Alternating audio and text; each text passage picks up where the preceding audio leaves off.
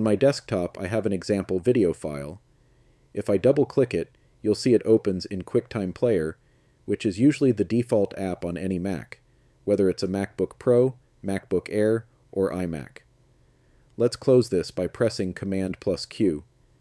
Now, if you want to change the app it opens with, right-click the file and hover over Open With. If you just select another app, like VLC, it will only open with that app this one time. It won't change the default.